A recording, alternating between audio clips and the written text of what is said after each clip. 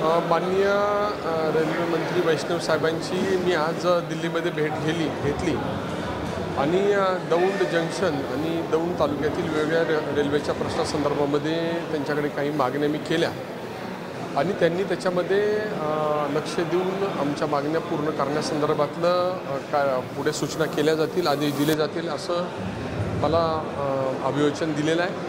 त्याच्यामध्ये वंदे भारत जे काही ट्रेन पुण्यावरून सोलापूरला जाते त्याचा थांबा दौंड जंक्शनला द्यावा ही एक मागणी आहे।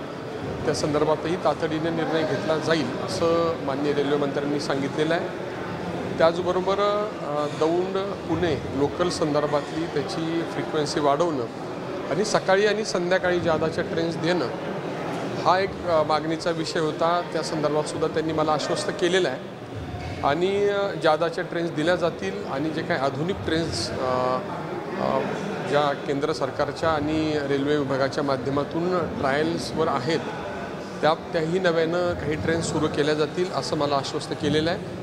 आणि लोकोशेड जे दौंडमध्ये काम सुरू आहे ते गतीनं पूर्ण करणं ही दौंडकरांची मागणी आहे, ज्याच्या माध्यमातून दौंडच्या एकंदरीत विकासाला गती मिळणार आहे आणि त्या संदर्भात सुद्धा हे लोकोशेडचं काम तातडीनं पूर्ण केलं जाईल आणि त्यामुळे दौंड शहराच्या एकंदरच आर्थिक विकासामध्ये भर पडेल आणि त्या संदर्भात सुद्धा त्यांनी मला आश्वस्त केलेलं आहे आणि त्यामुळे दौंडकरांच्या वतीनं आज अतिशय सकारात्मक प्रतिसाद जो माननीय रेल्वे मंत्र्यांनी दिला त्याबद्दल त्यांना मी धन्यवाद देतो।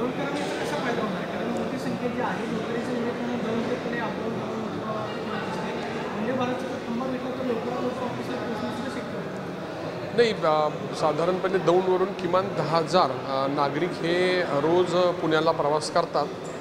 या ट्रेन्स जादा सुरू झाल्यामुळे त्यांना फायदा होईल। वंदे भारतच्या माध्यमातून पुणे आणि सोलापूर या दोन शहरांशी दौंडचा अतिशय जवळचा संबंध आहे। त्याचबरोबर पुण्याला जोडण्यासाठी सुद्धा गतिमान व्यवस्था त्या ठिकाणी दौंडकरांसाठी उपलब्ध होईल आणि इतरही छोट्या छोट्या सुविधा ज्या आवश्यक आहेत त्या संदर्भात सुद्धा मग फलाट असेल, इतर जे काही नवीन कॉर्ड लाईनमुळं त्या रेल्वे स्टेशनच्या जे काही गैरसोयी आहे ते दूर करणं आहे असे छोट्या छोट्या विषयाचं निवेदनसुद्धा मी दिलेलं आहे आणि त्याच्यावर माननीय मुख्यमंत्री महोदय देवेंद्रजींनी सुद्धा या संदर्भातला पत्रव्यवहार केलेला असल्यामुळे त्याला अजून गतीनं प्रतिसाद माननीय रेल्वे मंत्र्यांनी दिलेला आहे। दौंडचा थांबा तर ह्या 8-15 दिवसात महिनाभरातच देण्यासंदर्भातल्या सूचना त्यांनी दिलेल्या आहेत, त्याचा पाठपुरावा मी करणार आहे। सर, एक प्रश्न असा आहे की आज थोडासा वेगळा प्रश्न आहे, देवेंद्रजींचा वाढदिवस आहे आणि आजच्या दिवशी शरद पवारांनी देवेंद्रजींना शुभेच्छा दिल्या आहेत, खूप मोकळ्या मनाने शुभेच्छा दिलेल्या दिसतात, काय? नाही, पवारसाहेबांनी जसं एक राज्याच्या आणि देशाच्या राजकारणामध्ये एक महत्त्वपूर्ण योगदान दिलेलं आहे त्याच तोडीचं योगदान हे माननीय देवेंद्रजींनी दिलेलं आहे। त्यामुळे वाढदिवसाला शुभेच्छा देत असताना पवारसाहेबांनी देवेंद्रजींचं कौतुक करणं ही निश्चितच आम्हाला सगळ्यांना अभिमानास्पद गोष्ट आहे। दोन्हीही नेते आमच्यासाठी आदर्श आहेत। अनेका मोठ्या पवारसाहेबांसारख्या दिग्गजानं माननीय देवेंद्रजींना अशा प्रकारच्या शुभेच्छा देणं हे महाराष्ट्राच्या राजकारणातील जी एक चांगली संस्कृती आहे त्याचा एक भाग आहे आणि खरं तर आमच्यासारख्या सगळ्या तरुण राजकारण्यांनी त्याचं अनुकरण करण्याची आवश्यकता आहे। राज्याच्या राजकारणामध्ये जे घडतं आहे त्या बाबतीमध्ये नागरिकांच्यामध्ये जी नाराजी आहे, आम्ही जर सगळ्यांनी या दोन नेत्यांचं अनुकरण केलं तर आम्हाला सगळ्यांना निश्चितपणे भविष्यकाळाची दिशा काय आहे हे समजेल। सर, त्याचसोबत उद्धव ठाकरेंनी देखील शुभेच्छा दिलेल्या आहेत, काय वाटतंय?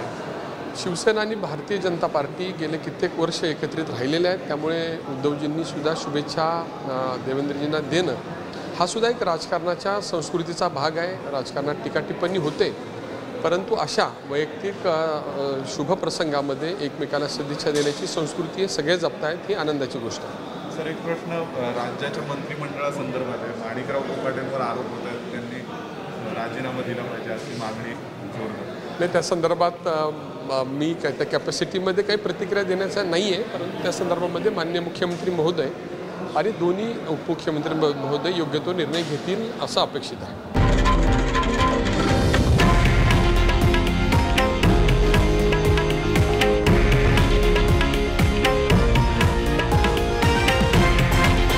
हे आहे देशातील नंबर 1 न्यूज नेटवर्क आणि आपण पाहत आहात TV9 मराठी, एकमेव।